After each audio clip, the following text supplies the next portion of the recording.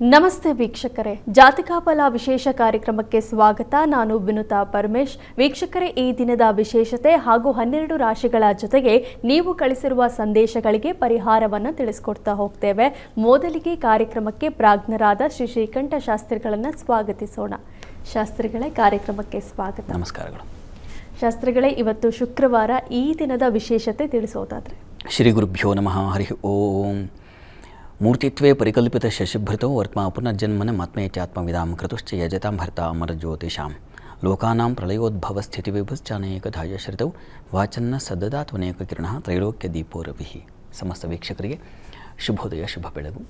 ಈ ದಿನದ ಸಂದೇಶಗಳನ್ನು ಪರಿಶೀಲಿಸೋಣ. ತತ್ಪೂರ್ವದಲ್ಲಿ ಹೊತ್ತಿನ ಪಂಚಾಂಗವನ್ನು ಗಮನಿಸಿಕೊಳ್ಳೋಣ.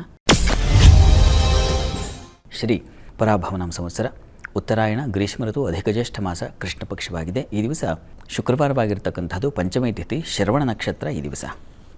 ಈ ದಿವಸ ಪಂಚಮಿ ತಿಥಿ ಇದೆ, ಶುಕ್ರವಾರವಾಗಿದೆ, ಶ್ರವಣ ನಕ್ಷತ್ರ ಇದೆ. ಈ ಸಂದರ್ಭದಲ್ಲಿ ನಾವು ಏನು ಮಾಡಬೇಕಪ್ಪ? ಲಕ್ಷ್ಮೀ ನಾರಾಯಣರನ್ನು ಸ್ಮರಣೆ ಮಾಡಬೇಕು. ಶುಕ್ರವಾರ ಮತ್ತು ಶ್ರವಣ ನಕ್ಷತ್ರ ಸೇರಿದೆ, ವಿಷ್ಣುವಿನ ನಕ್ಷತ್ರ. ಆ ಭಾರ್ಗವಿಯ ವಾರದಲ್ಲಿ ಬಂದಿರತಕ್ಕಂಥದ್ದು ಬಹಳ ವಿಶೇಷ. ಈ ದಿವಸ ನೀವು ಶ್ರೀನಿವಾಸನ ಸನ್ನಿಧಾನಕ್ಕೋ, ಲಕ್ಷ್ಮೀ ಸಹಿತನಾದ ವಿಷ್ಣು, ಅದು ಲಕ್ಷ್ಮೀ ನರಸಿಂಹನೂ ಆಗಿರಬಹುದು, ಲಕ್ಷ್ಮೀ ನಾರಾಯಣ ಆಗಿರಬಹುದು, ಲಕ್ಷ್ಮೀ ವೆಂಕಟೇಶ್ವರ ಆಗಿರಬಹುದು, ಯಾವುದಾದ್ರೂ ಸರಿ, ಬೇರೆ ಬೇರೆ ಹೆಸರುಗಳಷ್ಟೇ. ದೇವಸ್ಥಾನಗಳು ಬೇರೆ ಬೇರೆ ಇದೆ ಆದರೆ ಅಲ್ಲಿ ನೆಲೆಸಿರೋದು ಲಕ್ಷ್ಮೀ ಸಹಿತನಾದ ವಿಷ್ಣು. ಹೀಗಾಗಿ ಆ ಸನ್ನಿಧಾನಕ್ಕೆ ಹೋಗಿ ಲಕ್ಷ್ಮೀ ನಾರಾಯಣ ಹೃದಯ ಪಾರಾಯಣ ಮಾಡಿದ್ರೆ ತುಂಬ ಒಳ್ಳೆಯದು ಅಂತ, ಈ ದಿವಸ ಒಳ್ಳೆಯ ಸತ್ಫಲವನ್ನು ಪಡೀಬಹುದು ಅಂತ ಹೇಳಿದೆ.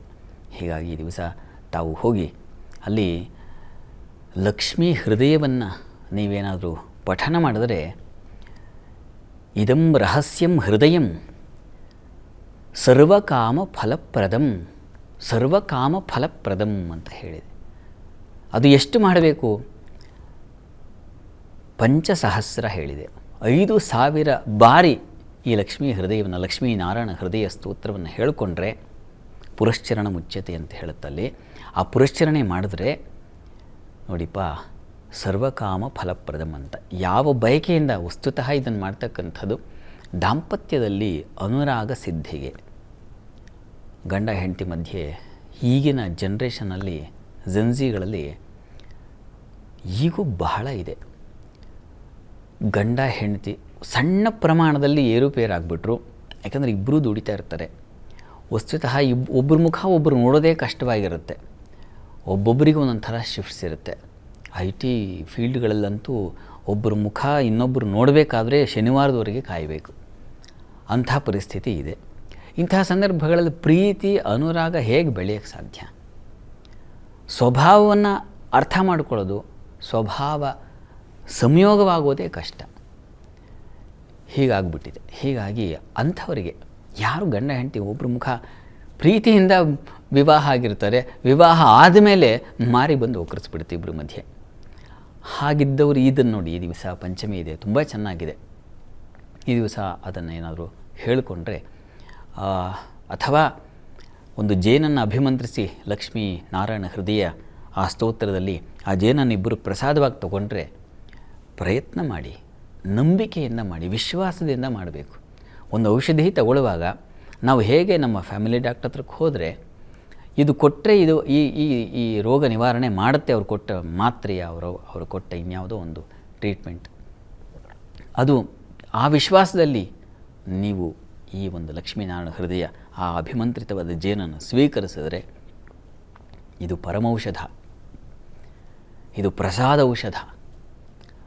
ಅದನ್ನು ತಗೊಂಡು ಆ ಪ್ರಸಾದ ತಗೊಳ್ಳಿ, ನೋಡಿ. ಒಂದು 48 ದಿವಸ, ಒಂದು ಮಂಡಲ ಕಾಲ ಹೀಗೆ ಮಾಡೋದರಿಂದ ಎಂಥ ಸಿಡುಕುತನವು, ಎಂಥ ಕೋಪವು, ಕೋರ್ಟು ಮೆಟ್ಟಿಲು ಏರಿದರೆ ಅಲ್ಲಿಂದ ವಾಪಸ್ ಮತ್ತೆ ಕರ್ಕೊಂಬಂದು ಹೇಗೆ ಅಲ್ಲಿ ಹೃದಯದಲ್ಲಿ ಬರುತ್ತೆ. ಹೃದಯ ಆ ವಿಷ್ಣುವಿನ ಹೃದಯದಲ್ಲಿ ಹೇಗೆ ನಿನ್ನ ನಿವಾಸಳಾಗಿದ್ದೀಯೋ, ನಿನ್ನ ಹೃದಯದಲ್ಲಿ ಅವನು ಹೇಗೆ ನಿವಾಸನಾಗಿದ್ದಾನೋ, ಒಂದು ವಾಸ ಮಾಡ್ಕೊಂಡಿದ್ದಾನೋ, ಆ ರೀತಿಯಲ್ಲಿ ನಮ್ಮಿಬ್ಬರ ಬಾಂಧವ್ಯ ಸರಿ ಹೋಗಲಿ. ನನ್ನ ಹೃದಯದಲ್ಲಿ ಅವನು, ಅವಳ ಹೃದಯದಲ್ಲಿ ನಾನು ನೆಲೆಸೋ ಹಾಗಾಗಲಿ ಅಂತ ಅದರ ಫಲಶ್ರುತಿ ತುಂಬ ಚೆನ್ನಾಗಿದೆ.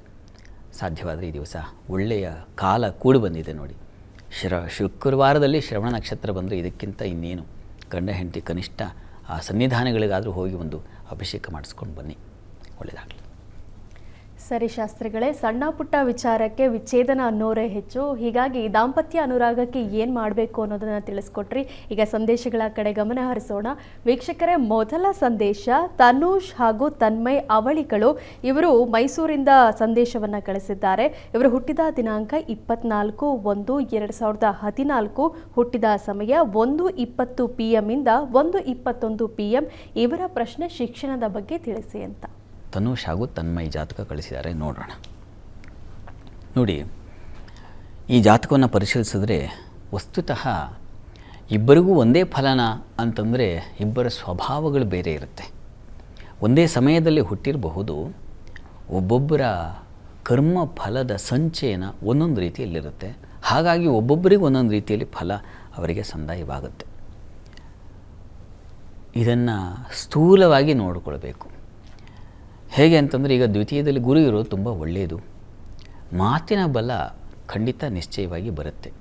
ದ್ವಿತೀಯದಲ್ಲಿ ಗುರು ಇದ್ದರೆ ಅವರಿಗೆ ವಾಗ್ಮಿ ಭೋಜನ ಸಾರವಾಂಶ ವಿತ್ತೆ ಧನಿ ಕೋವಿದ ಅಂತ ಹೇಳಿದೆ. ಹೀಗಾಗಿ ಮಾತಿಗೆ ಹಣಕ್ಕೆ ಕೊರತೆ ಆಗದ್ರ ಮಟ್ಟಿಗೆ ಜೀವನ ಸಾಗುತ್ತೆ, ಅದರಲ್ಲಿ ಏನೂ ಸಂಶಯ ಇಲ್ಲ.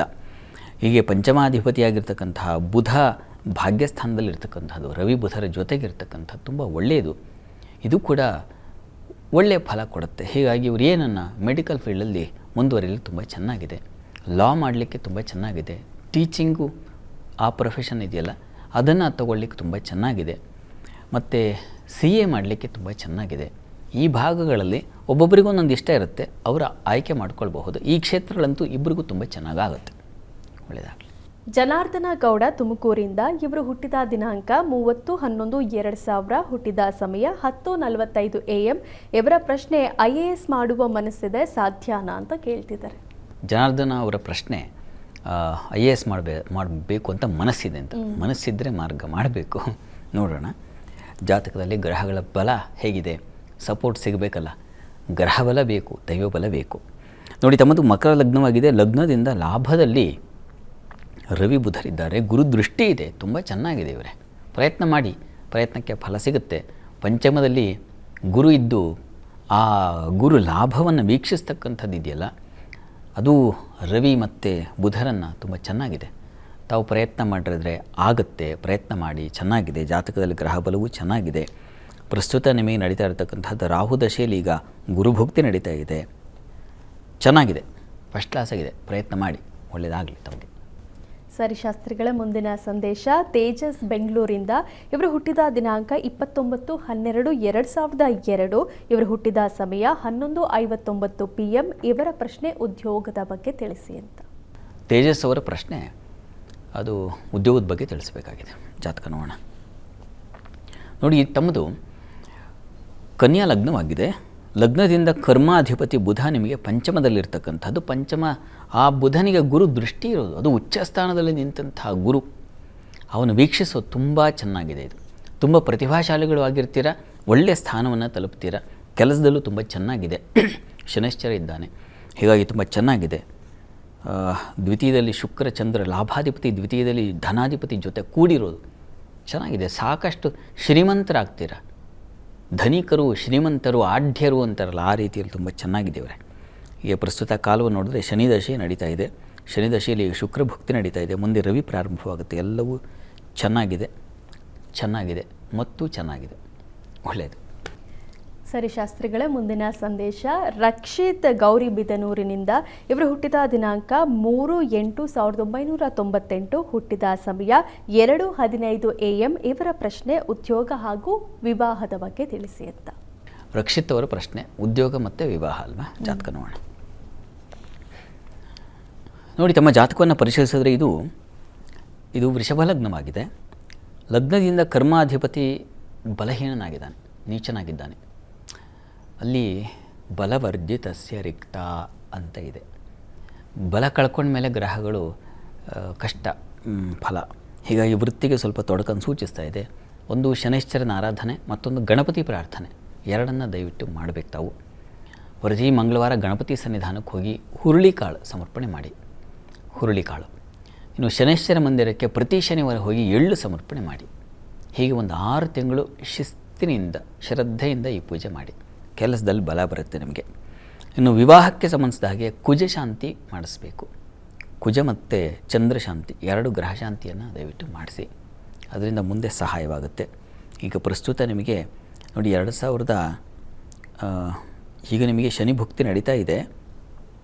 2028 ಫೆಬ್ರವರಿ ನಂತರ ನಿಮಗೆ ವಿವಾಹಕ್ಕೆ ಕಾಲ ಬರುತ್ತೆ. ಇನ್ನೊಂದು 2 ವರ್ಷ ಕಾಯಬೇಕು. ಆನಂತರ ಖಂಡಿತ ಅನುಕೂಲ ಆಗುತ್ತೆ, ಆತಂಕ ಬೇಡ. ಅಷ್ಟರಲ್ಲಿ ಶಾಂತಿ ಮಾಡಿಸಿ. ಇದೂ ಕೂಡ ನಿಮಗೆ ಒಂದು ಒಳ್ಳೆಯ ಕಾಲವನ್ನು ಏರ್ಪಾಡು ಮಾಡಿಕೊಡುತ್ತೆ, ಸಂಶಯ ಬೇಡ. ಒಳ್ಳೆಯದಾಗಲಿ. ಸರಿ ಶಾಸ್ತ್ರಿಗಳ ಮುಂದಿನ ಸಂದೇಶ ಗೀತಾ ಎನ್ ಕಬಾಡಿ ಗದಗದಿಂದ. ಇವರು ಹುಟ್ಟಿದ ದಿನಾಂಕ 9/3/1964, ಹುಟ್ಟಿದ ಸಮಯ 3:15 PM. ಇವರ ಪ್ರಶ್ನೆ ಕೌಟುಂಬಿಕ ಸಮಸ್ಯೆ ಇದೆ, ಪರಿಹಾರ ತಿಳಿಸಿ ಅಂತಿದ್ದಾರೆ. ಗೀತಾ ಅವರ ಪ್ರಶ್ನೆ ಅದು ಕುಟುಂಬ ಸಮಸ್ಯೆ ಇದೆ ಅಲ್ವಾ? ಜಾತಕ ನೋಡೋಣ. ನೋಡಿ, ತಮ್ಮದು ಕರ್ಕಟಕ ಲಗ್ನವಾಗಿದೆ. ಲಗ್ನದಿಂದ ಕುಟುಂಬದ ಅಧಿಪತಿ ಅಷ್ಟಮದಲ್ಲಿದ್ದಾನೆ. ಹೋರಾದಯಸ್ತನು ಕುಟುಂಬ ಸಹೋತ್ತ ಬಂಧು ಪುತ್ರಾರಿ ಪತ್ನಿ ಮರಣಾನಿ ಶುಭಾಸ್ಪದಯಾ ಅಂತ ಒಂದೊಂದು ಮನೆಗೆ ಒಂದೊಂದು ಭಾವವನ್ನು ಹೇಳುತ್ತೆ ಶಾಸ್ತ್ರ. ಅದರಲ್ಲಿ ಕುಟುಂಬ ಸ್ಥಾನ, ಆ ಅಧಿಪತಿ ರವಿ ನಿಮ್ಮ ಜಾತಕದಲ್ಲಿ ಅವನು ಅಷ್ಟಮ ಸೇರಿದ್ದಾನೆ. ಯದ್ಭಾವನಾಥೋ ರಿಪುರಂದ್ರರಿಫ್ಪೆ ತದ್ಭಾವನಾಶಂ ಅಂತ ಒಂದು ಮಾತಿದೆ. ಹೀಗಾಗಿ ಆ ಭಾವಾಧಿಪತಿ ಅಷ್ಟಮದಲ್ಲಿರೋದು ನಷ್ಟವನ್ನು ತಂದುಕೊಟ್ಟಿದೆ. ಪ್ರಸ್ತುತ ನಿಮಗೆ ನಡೀತಾ ಇರತಕ್ಕಂಥದ್ದು ಶನಿ ದಶೆಯಲ್ಲಿ ಈಗ ಕೇತುವಿನ ಭುಕ್ತಿ ಬೇರೆ ನಡೀತಾ ಇದೆ.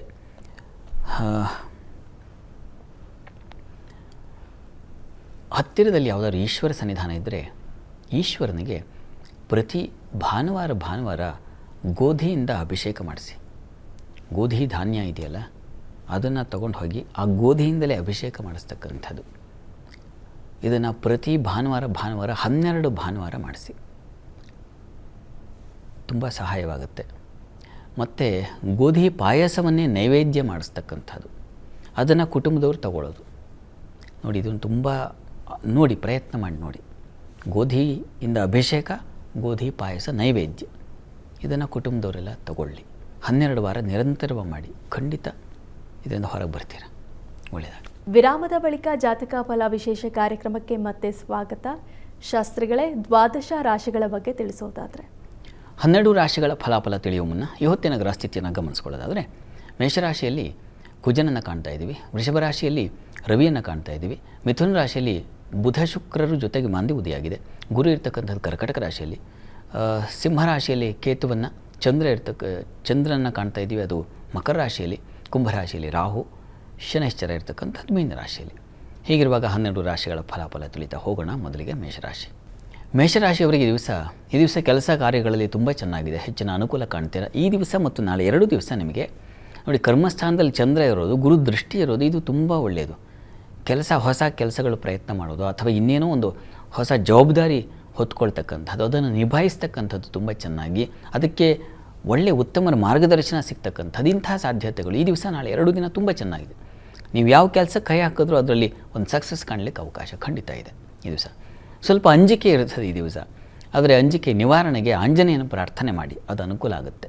ಉಳಿದ ಹಾಗೆ ಕುಟುಂಬದಲ್ಲಿ ಅನುಕೂಲ ಚೆನ್ನಾಗಿದೆ, ದೇಹಬಲ ಚೆನ್ನಾಗಿದೆ, ಮತ್ತು ಸಂಗಾತಿಯಲ್ಲಿ ಪ್ರೀತಿ ವಿಶ್ವಾಸಗಳು ಚೆನ್ನಾಗಿರ್ತದೆ, ವ್ಯಾಪಾರಿಗಳಿಗೂ ಅನುಕೂಲಕರವಾಗಿದೆ, ಚೆನ್ನಾಗಿದೆ, ಹೆಚ್ಚಿನ ಪಾಲು ಚೆನ್ನಾಗಿದೆ. ಇನ್ನು ವೃಷಭ ರಾಶಿಯವರಿಗೆ ಈ ದಿವಸ ನಿಮಗೆ ಧರ್ಮ ಕಾರ್ಯಗಳು ಈ ದಿವಸ ಮತ್ತು ನಾಳೆ ಉತ್ತಮ ಕಾರ್ಯಗಳನ್ನು ಮಾಡ್ತಕ್ಕಂಥದ್ದು, ಅವುಗಳಲ್ಲಿ ಆಸಕ್ತಿ ಬರತಕ್ಕಂಥದ್ದು, ಗುರು ಹಿರಿಯರನ್ನು ಗೌರವಿಸ್ತಕ್ಕಂಥದ್ದು, ಈ ರೀತಿಯಲ್ಲಿ ಒಂದು ಶುಭ ಸಚ್ಚಿಂತನೆ ಅಂತೀವಲ್ಲ, ಅದು ಉಂಟಾಗುತ್ತೆ, ಸಂಶಯ ಇಲ್ಲ ಅದರಲ್ಲಿ. ಇನ್ನು ವೃತ್ತಿಯಲ್ಲೂ ತುಂಬ ಚೆನ್ನಾಗಿದೆ, ಅನುಕೂಲದ ವಾತಾವರಣ. ಈ ದಿವಸ ನಿಮಗೆ ಸ್ವಲ್ಪ ಆಹಾರ ವ್ಯತ್ಯಾಸ, ಈ ದಿವಸ ಮತ್ತು ನಾಳೆ ಆಹಾರದಲ್ಲಿ ವ್ಯತ್ಯಾಸ ಮಾಡ್ಕೊಳ್ತೀರಾ, ಹೊರಗಿನ ಆಹಾರ ತೊಗೋಬೇಕಾದ ಅನಿವಾರ್ಯತೆ ಅಥವಾ ಸ್ಕಿಪ್ ಆಗಿಬಿಡ್ತಕ್ಕಂಥದ್ದು, ಆ ಟೈಮಿಂಗ್ ಮಾಡಬೇಕಾಗಿತ್ತು ಆಗಲಿಲ್ಲ ಅಂತಕ್ಕಂಥ ಇಂಥದ್ದು ಒಂದು ಬಾಧೆ ಉಂಟಾಗುತ್ತೆ, ಗಮನ ಇರಲಿ. ಮತ್ತು ಕುಟುಂಬದಲ್ಲಿ ಸ್ವಲ್ಪ ಸಣ್ಣ ಪ್ರಮಾಣದ ಘರ್ಷಣೆ, ಮಾತಿನ ಚಕಮಕಿ ಆಗುವ ಸಾಧ್ಯತೆ ಇದೆ. ಹೀಗಾಗಿ ಅನ್ನಪೂರ್ಣೇಶ್ವರಿ ಪ್ರಾರ್ಥನೆ ಮತ್ತು ಲಕ್ಷ್ಮೀ ಪ್ರಾರ್ಥನೆ ಇದನ್ನು ಮಾಡ್ಕೊಳ್ಳಿ. ಇನ್ನು ಮಿಥುನ ರಾಶಿಯವರಿಗೆ ಸ್ವಲ್ಪ ಈ ದಿವಸ ಆರೋಗ್ಯ ವ್ಯತ್ಯಾಸ ಸೂಚಿಸ್ತಾ ಇದೆ. ಈ ದಿವಸ ಮತ್ತು ನಾಳೆ ಆರೋಗ್ಯದ ಕಡೆಗೆ ಸ್ವಲ್ಪ ಗಮನ ಇರಲಿ. ಉಳಿದ ಹಾಗೆ ಸ್ತ್ರೀಯರಿಗೆ ಆದಾಯವೂ ಇದೆ, ನಷ್ಟವೂ ಇದೆ, ಗಮನ ಇರಲಿ. ಉಳಿದ ಹಾಗೆ ವೃತ್ತಿಯಲ್ಲಿ ತುಂಬ ಚೆನ್ನಾಗಿದೆ, ಹೆಚ್ಚಿನ ಅನುಕೂಲ. ಮತ್ತು ಮಾತಿನ ಬಲ ಚೆನ್ನಾಗಿದೆ, ಕುಟುಂಬ ಸೌಕರ್ಯಗಳು ಚೆನ್ನಾಗಿದೆ, ಈ ಬ್ಯಾಂಕುಗಳಲ್ಲಿ ಕೆಲಸ ಮಾಡೋರಿಗೆ ತುಂಬ ಚೆನ್ನಾಗಿದೆ. ಆರೋಗ್ಯದ ದೃಷ್ಟಿಯಿಂದ ನೀವು ಧನ್ವಂತರಿ ಪ್ರಾರ್ಥನೆ ಮಾಡಿ. ಇನ್ನು ಕರ್ಕಟಕ ರಾಶಿಯವರಿಗೆ ದಿವಸ ವ್ಯಾಪಾರಿಗಳಿಗೆ ತುಂಬ ಚೆನ್ನಾಗಿದೆ. ಜಲ ಸಂಬಂಧಿ ವ್ಯಾಪಾರಿಗಳಿಗೆ, ಹೂವು ಹಣ್ಣಿನ ವ್ಯಾಪಾರಿಗಳಿಗೆ, ಕೃಷಿಕರಿಗೆ ತುಂಬ ಚೆನ್ನಾಗಿದೆ. ಸಂಗಾತಿಯಲ್ಲಿ ಪ್ರೀತಿ, ವಿಶ್ವಾಸ, ಅನುರಾಗ ಸಿದ್ಧಿ ಚೆನ್ನಾಗಿದೆ. ಪರಸ್ಪರ ವಿಹಾರ, ಪ್ರಯಾಣ ಇವುಗಳಲ್ಲಿ ಆನಂದ ಕಂಡುಕೊಳ್ತಕ್ಕಂಥದ್ದು. ವೃತ್ತಿಯಲ್ಲೂ ತುಂಬ ಚೆನ್ನಾಗಿದೆ. ಕೆಲಸ ಕಾರ್ಯಗಳಲ್ಲಿ ಈ ದಿವಸ ಮತ್ತು ನಾಳೆ 2 ದಿವಸ ಕೆಲಸದಲ್ಲಿ ಸಿದ್ಧಹಸ್ತರು. ನೀವು ಅಡುಗೆ ಮಾಡ್ತಾಯಿದ್ರೆ ನಳಪಾಕ, ಭೀಮಪಾಕ ಆ ರೀತಿಯಲ್ಲಿ, ಹಾಗೆ ತುಂಬ ಚೆನ್ನಾಗಿದೆ. ಪ್ರಾರ್ಥನೆಗೆ ದಿವಸ ಇಷ್ಟ ದೇವತಾ ಆರಾಧನೆ ಮಾಡಿ. ಇನ್ನು ಸಿಂಹರಾಶಿಯವರಿಗೆ ದಿವಸ ಕೆಲಸಗಳಲ್ಲಿ ಲಾಭವನ್ನು ಕಾಣ್ತೀರಾ. ಗೌರವ, ಮನ್ನಣೆ, ಪ್ರಶಸ್ತಿ ಸಿಗ್ತಕ್ಕಂಥದ್ದು. ಕಲಾವಿದರಿಗೆ ತುಂಬ ಚೆನ್ನಾಗಿದೆ. ಪ್ರಯಾಣದಲ್ಲಿ ಅನುಕೂಲಗಳನ್ನು ಕಾಣ್ತೀರಾ ಈ ದಿವಸ. ಮತ್ತು ಈ ದಿವಸ ನಿಮಗೆ ದೇವರ ಕಾರ್ಯಗಳು, ಪೂಜೆ ಪುನಸ್ಕಾರ ಇಂಥವುಗಳಲ್ಲಿ ಆಸಕ್ತಿ ಮತ್ತು ಭಕ್ತಿ ಹೆಚ್ಚಾಗ್ತಕ್ಕಂಥದ್ದು. ಸತ್ಕಾರ್ಯ, ಒಂದು ಒಳ್ಳೆಯ ಕೆಲಸ ಮಾಡಲಿಕ್ಕೆ ಏನು ಯಾರ ಪ್ರೇರಣೆ, ಒಂದು ಸಣ್ಣದು ಯಾವುದೋ ಒಂದು ಪ್ರೇರಣೆ, ಆ ಥರದ್ರಲ್ಲಿ ಅನುಕೂಲದ ಒಂದು ವಾತಾವರಣ ಸೂಚಿಸ್ತಾ ಇದೆ ದಿವಸ. ಸಂಗಾತಿಯಲ್ಲಿ ಮನಸ್ತಾಪ ಇದೆ. ಲಕ್ಷ್ಮೀನಾರಾಯಣರನ್ನು ಪ್ರಾರ್ಥನೆ ಮಾಡಿಕೊಳ್ಳಿ. ಕನ್ಯಾ ರಾಶಿಯವರಿಗೆ ದಿವಸ ಕಾರ್ಯಗಳಲ್ಲಿ ಸ್ವಲ್ಪ ವಿಘ್ನ ಸೂಚಿಸ್ತಾ ಇದೆ. ಪೋಸ್ಟ್ಪೋನ್ ಆಗ್ತಕ್ಕಂಥದ್ದು ಈ ದಿವಸ ಮತ್ತು ನಾಳೆ 2 ದಿವಸ ಅಂಥದ್ದೊಂದು ಲಕ್ಷಣ ಇದೆ, ಗಮನ ಇರಲಿ. ಅದಕ್ಕೆ ಗಣಪತಿ ಪ್ರಾರ್ಥನೆ ಮಾಡಿಕೊಳ್ಳಿ, ಸರಿ ಹೋಗುತ್ತೆ, ಅನುಕೂಲ ಆಗುತ್ತೆ. ಉಳಿದ ಹಾಗೆ ಈ ಹಣ್ಣು, ಹೂವು ಇಂತಹ ವ್ಯಾಪಾರಗಳಿಗೆ ತುಂಬ ಚೆನ್ನಾಗಿದೆ. ಮಕ್ಕಳಿಂದ ಪ್ರೀತಿ ವಿಶ್ವಾಸ ತುಂಬ ಚೆನ್ನಾಗಿರ್ತದೆ. ತಾಯಿ ಮಕ್ಕಳ ಬಾಂಧವ್ಯ ಚೆನ್ನಾಗಿರ್ತದೆ. ಗುರು ಹಿರಿಯರಿಂದ ಉತ್ತಮ ಮಾರ್ಗದರ್ಶನ ಸಿಗುವ ಸಾಧ್ಯತೆ ಇದೆ ಈ ದಿವಸ. ಇನ್ನು ಸಂಗಾತಿಯಲ್ಲೂ ಪ್ರೀತಿ ವಿಶ್ವಾಸ ಚೆನ್ನಾಗಿದೆ. ಪ್ರಾರ್ಥನೆಗೆ ಗಣಪತಿ ಸನ್ನಿಧಾನಕ್ಕೆ ಹೋಗಿ ಬನ್ನಿ, ಬೆಲ್ಲ ನೈವೇದ್ಯ ಮಾಡಿಸಿ, ಅನುಕೂಲ ಆಗುತ್ತೆ. ತುಲಾರಾಶಿಯವರಿಗೆ ವೃತ್ತಿಯಲ್ಲಿ ತುಂಬ ಚೆನ್ನಾಗಿದೆ. ಈ ದಿವಸ ಮತ್ತು ನಾಳೆ ಕೆಲಸ ಕಾರ್ಯಗಳಲ್ಲಿ ತೊಡಕಿಲ್ಲದೆ, ಅಡೆತಡೆ ಇಲ್ಲದೆ ನಿಮಗೆ ಕಾರ್ಯಸಿದ್ಧಿ ತುಂಬ ಚೆನ್ನಾಗಿದೆ. ಕೃಷಿಕರಿಗಂತೂ ತುಂಬ ಚೆನ್ನಾಗಿದೆ. ಈ ಜಲ ಸಂಬಂಧಿ ವ್ಯಾಪಾರಿಗಳಿಗೆ, ಈ ಹರಳು, ಮತ್ಸ್ಯೋದ್ಯಮ ಇಂಥ ಕ್ಷೇತ್ರಗಳಲ್ಲಿ ಕೆಲಸ ಮಾಡೋರಿಗೆ, ನೀರಿನ ಸೋರ್ಸಲ್ಲಿ ಕೆಲಸ ಮಾಡೋರಿಗೆ ತುಂಬ ಚೆನ್ನಾಗಿದೆ. ಈ ದಿವಸ ನಿಮಗೆ ಸ್ನೇಹಿತರು, ಬಂಧುಗಳ ಸಹಾಯ ತುಂಬ ಚೆನ್ನಾಗಿದೆ. ಸಂಗಾತಿಯಲ್ಲಿ ಪ್ರೀತಿ ವಿಶ್ವಾಸ ಚೆನ್ನಾಗಿದೆ ಈ ದಿವಸ. ಪ್ರಾರ್ಥನೆಗೆ ದಿವಸ ನರಸಿಂಹ ಪ್ರಾರ್ಥನೆ ಮಾಡಿ. ಇನ್ನು ವೃಶ್ಚಿಕ ರಾಶಿಯವರಿಗೆ ಈ ದಿವಸ ಕೆಲಸ ಕಾರ್ಯಗಳಲ್ಲಿ ಅನುಕೂಲದ ವಾತಾವರಣ ಇದೆ. ಈ ದಿವಸ ಧೈರ್ಯ, ಉತ್ಸಾಹ ಪ್ರದರ್ಶನ, ಪರಾಕ್ರಮ ಕಾರ್ಯಗಳು ಅಂತೀವಲ್ಲ ಆ ರೀತಿಯಲ್ಲಿ ತುಂಬ ಚೆನ್ನಾಗಿದೆ. ಇನ್ನು ಈ ದಿವಸ ಸ್ವಲ್ಪ ವಸ್ತು ನಷ್ಟತೆ ಮತ್ತು ಅಪಮಾನ, ಸ್ವಲ್ಪ ಮನಸ್ತಾಪ, ಇನ್ಸಲ್ಟ್ ಆಗ್ತಕ್ಕಂತಹ ಸಾಧ್ಯತೆ ಇದೆ ಈ ದಿವಸ. ತಪ್ಪದೇ ಈ ದಿವಸ ನೀವು ವಿಷ್ಣು ಸಹಸ್ರನಾಮ ಹೇಳ್ಕೊಳ್ಳೋದು ತುಂಬ ಒಳ್ಳೆಯದು. ಇನ್ನು ಧನುರಾಶಿಯವರಿಗೆ ದಿವಸ ವೃತ್ತಿಯಲ್ಲಿ ಸ್ವಲ್ಪ ತೊಡಕುಗಳನ್ನು ಸೂಚಿಸ್ತಾ ಇದೆ. ವಿದೇಶ ಪ್ರಯಾಣ ಇದ್ದರೆ ಅದಕ್ಕೆ ಹಿನ್ನಡೆ ಅಥವಾ ಇನ್ನೇನೋ ಅಲ್ಲಿ ತುಂಬ ವೆಯ್ಟ್ ಮಾಡ್ತಕ್ಕಂಥದ್ದು, ಡಿಲೇ ಆಗ್ತಕ್ಕಂಥ ಸಾಧ್ಯತೆ ಇದನ್ನು ಸೂಚಿಸ್ತಾ ಇದೆ ಈ ದಿವಸ. ಇನ್ನು ಈ ದಿವಸ ಊಟಕ್ಕೆ ಕೊರತೆ ಇಲ್ಲ. ಸುಗ್ರಾಸ ಭೋಜನ, ಕುಟುಂಬ ಸೌಕರ್ಯಗಳು, ಸ್ತ್ರೀಯರಿಗೆ ಮಾನ್ಯತೆ, ಸ್ತ್ರೀಯರಿಗೆ ಗೌರವ ಸಿಗ್ತಕ್ಕಂಥದ್ದು ಆ ರೀತಿಯಲ್ಲಿ ತುಂಬ ಚೆನ್ನಾಗಿದೆ. ದಾಂಪತ್ಯದಲ್ಲಿ ಮನಸ್ತಾಪ ಸೂಚಿಸ್ತಾ ಇದೆ. ಸಣ್ಣ ಪ್ರಮಾಣದಲ್ಲಿ ಒಂದು ಕಲಹ, ಜಗಳ ಇದಕ್ಕೆ ಆಸ್ಪದ ಆಗಿಬಿಡುತ್ತೆ. ಹೀಗಾಗಿ ಲಕ್ಷ್ಮೀನಾರಾಯಣರನ್ನು ಪ್ರಾರಂಭದಲ್ಲಿ ಹೇಳಿದ್ನಲ್ಲ, ಈ ದಿವಸ ಸ್ಮರಣೆ ಮಾಡಿ. ಮಕರ ರಾಶಿಯವರಿಗೆ ಈ ದಿವಸ ವೃತ್ತಿಯಲ್ಲಿ ಸ್ವಲ್ಪ ತೊಡಕುಗಳನ್ನು ಸೂಚಿಸ್ತಾ ಇದೆ. ಡಿಪೆಂಡ್ ಆಗೋದಿದೆಯಲ್ಲ, ಅದರಿಂದ ತೊಂದರೆ. ಇನ್ನೊಬ್ಬರ ಮೇಲೆ ನೀವು ಅವಲಂಬಿತರಾದರೆ ಅದು ನಿಮಗೆ ಕಷ್ಟವಾಗುತ್ತೆ. ಆ ರೀತಿಯ ಒಂದು ಸಂದರ್ಭ ಸೂಚಿಸ್ತಾ ಇದೆ. ಉಳಿದ ಹಾಗೆ ಸಂಗಾತಿಯಲ್ಲಿ ಸಾಮರಸ್ಯ, ಪ್ರೀತಿ ವಿಶ್ವಾಸ ತುಂಬ ಚೆನ್ನಾಗಿದೆ. ವ್ಯಾಪಾರದಲ್ಲಿ ತುಂಬ ಚೆನ್ನಾಗಿದೆ. ಸ್ವಂತ ವ್ಯಾಪಾರ ಮಾಡ್ತಾಯಿದ್ರೆ ಅವರಿಗೆ ತೊಂದರೆ ಇಲ್ಲ, ಲಾಭದಾಯಕವಾಗಿದೆ. ಇನ್ನು ಈ ದಿವಸ ವಿದೇಶ ಪ್ರಯಾಣಕ್ಕೆ ಅನುಕೂಲಗಳು, ಸಹಕಾರಗಳು ಉಂಟಾಗ್ತಕ್ಕಂಥ ಸಾಧ್ಯತೆ ಸೂಚಿಸ್ತಾ ಇದೆ. ಇನ್ನು ಮನೆಯಲ್ಲೂ ಒಳ್ಳೆಯ ವಾತಾವರಣ, ಸ್ನೇಹಿತರಿಂದ ಸಹಾಯ ಇದೆಲ್ಲ ಚೆನ್ನಾಗಿದೆ. ಪ್ರಾರ್ಥನೆಗೆ ದಿವಸ ವಿಷ್ಣು ಸಹಸ್ರನಾಮ ಹೇಳ್ಕೊಳ್ಳಿ. ಇನ್ನು ಕುಂಭರಾಶಿಯವರಿಗೆ ಈ ದಿವಸ ಬುದ್ಧಿ ವ್ಯತ್ಯಾಸ ಸೂಚಿಸ್ತಾ ಇದೆ. ಈ ದಿವಸ ನಾಳೆ ನಿರ್ಣಯ ತೆಗೆದುಕೊಳ್ಳುವಾಗ ಹಿರಿಯರನ್ನು, ಜಾಣರನ್ನು ಸಲಹೆ ತಗೊಳ್ಳೋದು ಬಹಳ ಒಳ್ಳೆಯದು. ಇನ್ನು ಈ ದಿವಸ ಕೆಲಸ ಕಾರ್ಯಗಳಲ್ಲಿ ಚೆನ್ನಾಗಿದೆ, ತೊಂದರೆ ಇಲ್ಲ. ಈ ದಿವಸ ಸಾಹಸ ಪರಾಕ್ರಮ ಕಾರ್ಯಗಳಲ್ಲಿ ಸುಲಭ ಜಯಶೀಲರಾಗ್ತೀರ. ಇನ್ನು ಈ ದಿವಸ ನಿಮಗೆ ಸಂಗಾತಿ ವಿಚಾರದಲ್ಲಿ ಮನಸ್ತಾಪ ಇದೆ ಈ ದಿವಸ. ಹೀಗಾಗಿ ಈ ದಿವಸ ತಪ್ಪದೆ ಲಕ್ಷ್ಮೀನಾರಾಯಣರನ್ನು ಪ್ರಾರ್ಥನೆ ಮಾಡಿಕೊಳ್ಳಿ. ಇನ್ನು ಮೀನರಾಶಿಯವರಿಗೆ ಈ ದಿವಸ ಕೆಲಸ ಕಾರ್ಯಗಳಲ್ಲಿ ತುಂಬ ಚೆನ್ನಾಗಿದೆ. ವೃತ್ತಿಯಲ್ಲಿ ಅನುಕೂಲ, ಪ್ರಯಾಣದಲ್ಲಿ ಸ್ವಲ್ಪ ತೊಂದರೆ ಸೂಚಿಸ್ತಾ ಇದೆ, ಹುಷಾರು. ಈ ಹಾಲು ಹೈನು ವ್ಯಾಪಾರಿಗಳಿಗೆ ಲಾಭದಾಯಕವಾಗಿದೆ. ವಸ್ತ್ರ ಮತ್ತು ಅಲಂಕಾರ ಕ್ಷೇತ್ರಗಳಲ್ಲಿ ಕೆಲಸ ಮಾಡೋರಿಗೆ ಲಾಭದಾಯಕವಾಗಿದೆ, ಸಂಶಯ ಇಲ್ಲ. ಪ್ರಯಾಣದಲ್ಲಿ ಸ್ವಲ್ಪ ತೊಂದರೆ ಇದೆ, ಈ ಕಾರಣದಿಂದ ಗ್ರಾಮ ದೇವತಾ ದರ್ಶನ ಮಾಡಿ ಒಳ್ಳೆಯದಾಗುತ್ತೆ. ಈ ದಿವಸ 12 ರಾಶಿಗಳವರು, ರಾಶಿ ಗೊತ್ತಿಲ್ಲ ಅಂತಕ್ಕಂಥವ್ರು ಹೇಳ್ಬೋದಾದ ಮಂತ್ರ ಗಮನಿಸಿ. ಓಂ ಹರಿವಲ್ಲಭಾಯೈ ನಮಃ.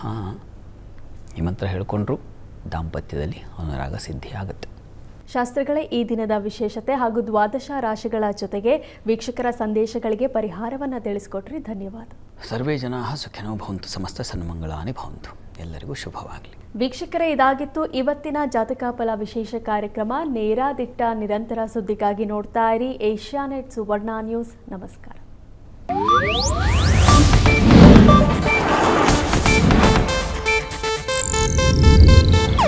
ಇದು ಏಷ್ಯಾನೆಟ್ ನ್ಯೂಸ್ ನೆಟ್ವರ್ಕ್ ಪ್ರಸ್ತುತಿ.